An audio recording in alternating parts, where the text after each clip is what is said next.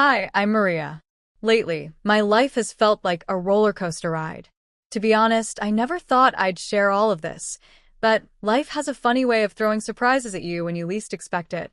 I'm 31 years old and work as a marketing executive. Up until recently, I thought I had my life all sorted out. A little over a year ago, I married Paul, my college sweetheart. We were so happy and felt like we were on top of the world. Not long after getting married, we got some incredible news. I found out I was pregnant. This was our little secret, and we were beyond excited. One evening, I couldn't keep my excitement in anymore. I turned to Paul and said, "Can you believe it? We're going to be parents." I could barely contain my joy. Paul pulled me into a big hug, his eyes shining. "I know, Maria. It's amazing," he said, smiling. "But remember, we should keep it quiet until after the first trimester." He was calm and thoughtful, reminding me to be cautious, and I agreed. But keeping this huge secret was a lot harder than I expected, especially around Paul's family. Speaking of Paul's family, that's a whole different story. There's Janet, my mother-in-law. She's a nice person, but she can be a bit much. Janet still treats Paul like he's a kid who needs her constant attention and advice. Then there's Paul's dad, Jason, who's usually quiet and doesn't really get involved in family matters. Paul also has two siblings. His sister, Emma, often acts like I'm her competition. She gives me these looks, almost like I stole something from her. Paul's brother, Jacob, barely talks to me, as if I'm not even there. Family gatherings are, to put it mildly, a bit challenging. Take last Wednesday's lunch, for example. Paul and I were getting ready, and Janet suddenly noticed a small wrinkle on his shirt. "Paul, honey, your shirt's wrinkled." "Maria, don't you know how to use an iron?" she asked, her tone sharp enough to make me wince. I felt a wave of irritation, but managed to keep my cool. "I'll double-check next time, Janet," I replied with a forced smile, trying to stay polite. As if that wasn't enough, Emma jumped in. "Oh, Maria, don't worry about it. Not everyone's meant to be a homemaker," she added with a smirk. I could feel my blood pressure rising, but I held back, refusing to let them see how much their comments bothered me. Later that evening, I called my best friend, Angela, to vent. "If Janet makes one more snide comment about my housekeeping, I'm going to lose it," I groaned. Angela's laughter filled the phone. "Girl, you married Paul, not his mother. Just tell her to back off," she said, trying to lighten the mood. "I wish it were that simple," I sighed. "Paul hates conflict, and I don't want to make things worse. But sometimes it's so hard to deal with this. Despite everything, I know I love Paul and want to make things work. But right now, I'm figuring out how to balance being a wife, future mom, and just myself, all while handling family dynamics that I never quite anticipated. I feel like I'm drowning under all the expectations everyone has for me." My friend Angela is always the voice of reason. She told me, "Maria, you need to stand up for yourself, especially now that you're having a baby." I knew she was right, of course, but the thought of speaking up made me feel sick, although, to be honest, it could have also been the morning sickness. As the weeks went by, it became harder and harder to keep the pregnancy a secret. One night, Paul and I were lying in bed, and he looked at me with a mix of excitement and nerves. "Maria, I think it's time. Let's tell them about the baby at the family dinner next week," he said, his eyes searching mine. I hesitated. Part of me wanted to keep our happy news just between us, safe from Janet's constant judgment and Emma's jealousy. But I knew that we couldn't hide it forever. "Okay," I said, trying to sound confident. "Let's do it." But even as I said it, I couldn't shake the feeling that this announcement would change everything. Little did I know how right I was and just how wrong things would turn out. The day of the family dinner finally arrived, and I was a nervous wreck. I spent hours cooking, hoping to impress Janet, though I knew that was probably a dream. Sure enough, as soon as we sat down, Janet had something to say. "Maria, dear, the roast is a bit dry. Did you forget to baste it?" she asked, her voice sugary but sharp. I forced a smile. "I'll keep that in mind for next time," I said, swallowing my frustration. Then, as if that wasn't enough, she added, And that dress, is it new? It looks a bit tight, don't you think? Her eyes drifted down to my waist, and I felt my face heat up. Just then, Paul cleared his throat. Actually, Mom, we have some news, he said. My heart pounded as he glanced at me for support. Maria and I were having a baby. There was a brief silence, and then everyone reacted at once. Jason, Paul's dad, actually smiled, which was rare, and Jacob mumbled a quick congratulations. Emma, on the other hand, looked like she'd swallowed something sour. But Janet's reaction was the one that took my breath away. Are you sure, Paul? How do you know she's not making it up? Janet said, her tone icy. I couldn't believe what I was hearing. Excuse me? I managed to say, my voice shaking. It's just convenient timing, isn't it? Janet continued. Right as Paul's career is taking off. Paul looked genuinely confused. What are you talking about, Mom? Emma jumped in eagerly. Remember when Maria was so adamant about birth control? Funny how that changed, she said with a smug look. I felt their accusations crush me, and I couldn't hold back anymore. That was over a year ago. I protested. We decided together that we were ready for a family, but the happy moment was gone. Paul looked uncertain, doubt creeping into his expression. Janet suddenly stood up, her chair scraping loudly. If you're really pregnant, prove it. Her words hung in the air, cutting through what was supposed to be a joyful announcement. I never imagined that sharing this news would turn into a test, a situation where I had to prove my happiness and my truth. I was left standing there, feeling more alone than ever. I repeated Janet's words, my voice trembling with shock and anger. You want me to prove I'm pregnant? You want me to take a test right here? Janet narrowed her eyes. Don't be crude, Maria. A proper blood test would be fine, she replied coldly. I turned to Paul, hoping he'd step in, defend me, and tell his mother to stop. But instead, he looked torn, glancing back and forth between Janet and me. After a long pause, he said softly, maybe it's not such a bad idea, Maria. Just to settle everyone's doubts. My heart dropped. How could he even consider this? How could he take their side instead of mine? This is crazy. I'm leaving, I said, feeling a mix of frustration and sadness.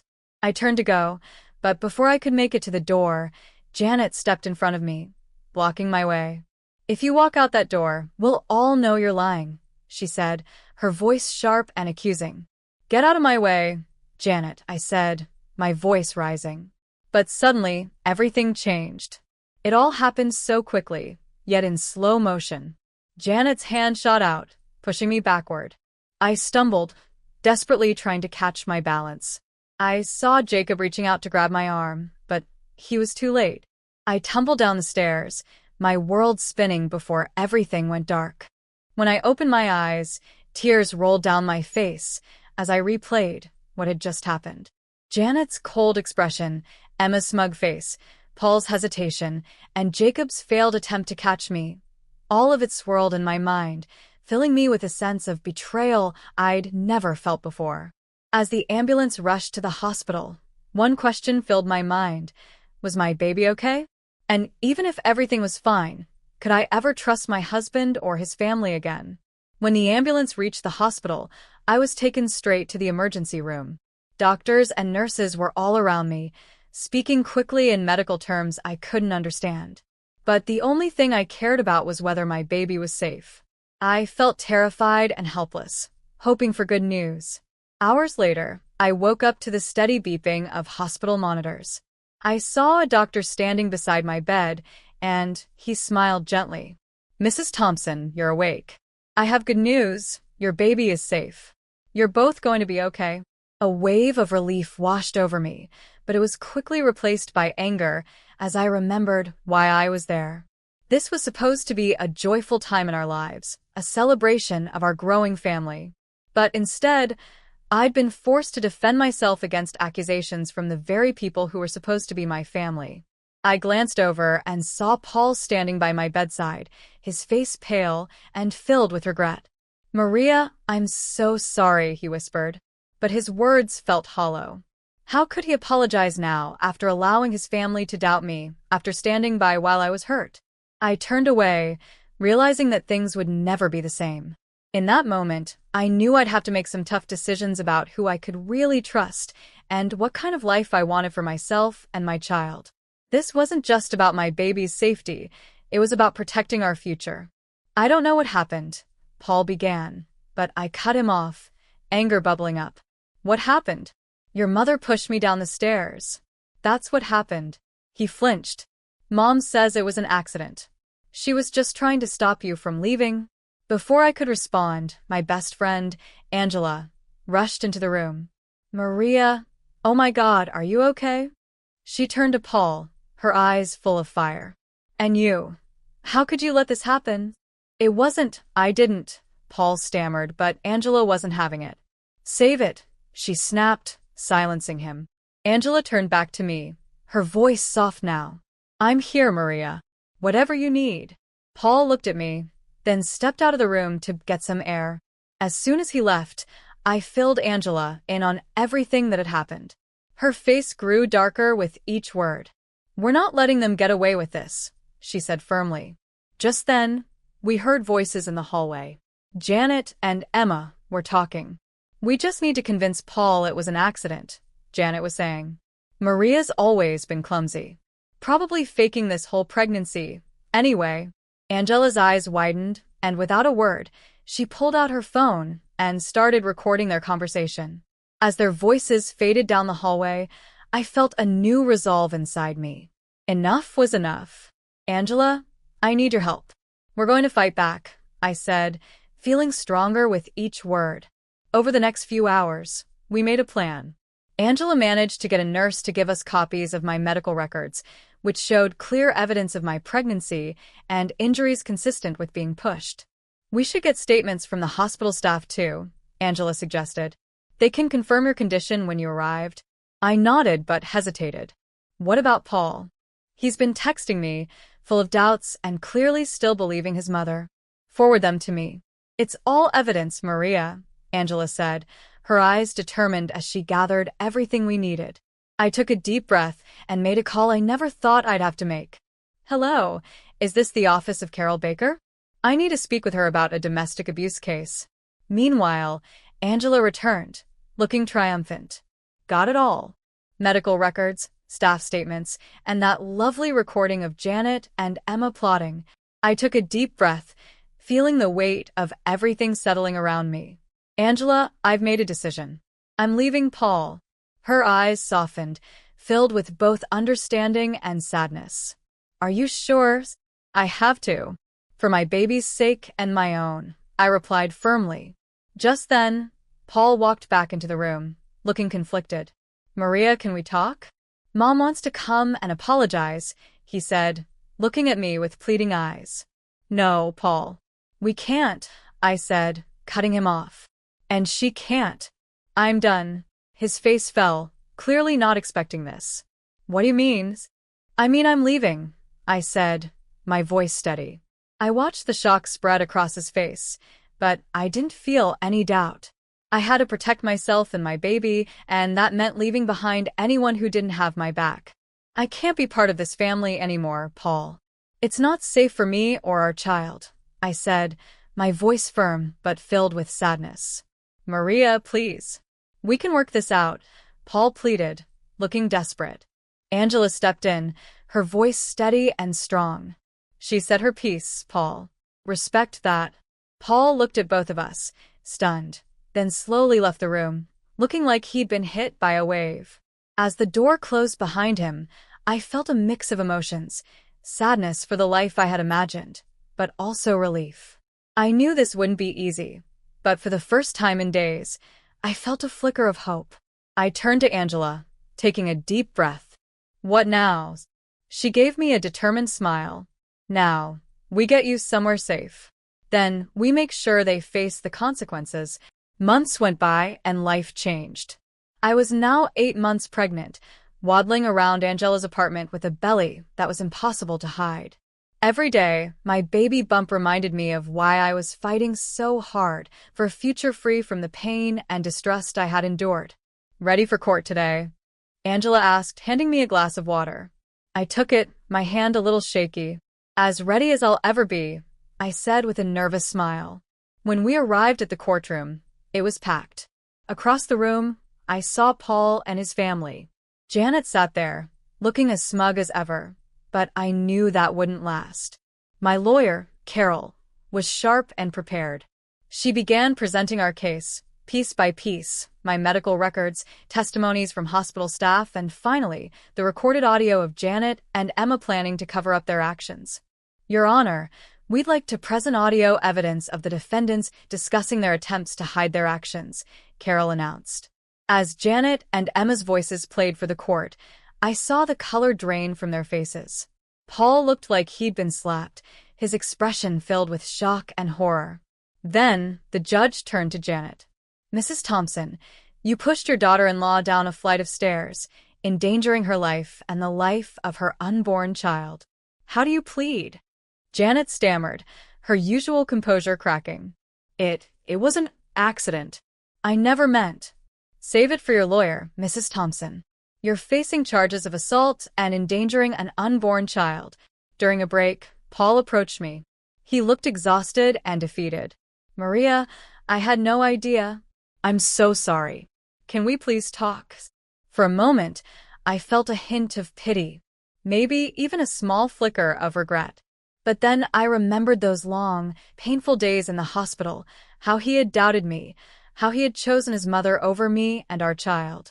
I shook my head. No, Paul. Your apology means nothing now. You chose your mother over us. There's no coming back from that. His face crumpled, but I held firm. I had a future to protect. Later, the judge's gavel came down with a loud bang. In the matter of Thompson versus Thompson, this court rules in favor of the plaintiff. Mrs. Maria Thompson is granted a divorce, full custody of the unborn child, and a settlement of $700,000 for emotional damages and medical expenses. Hearing those words, I felt a wave of relief wash over me. This chapter was finally over. I had fought for myself, for my child, and for a new beginning. I didn't look back at Paul or his family as I left the courtroom.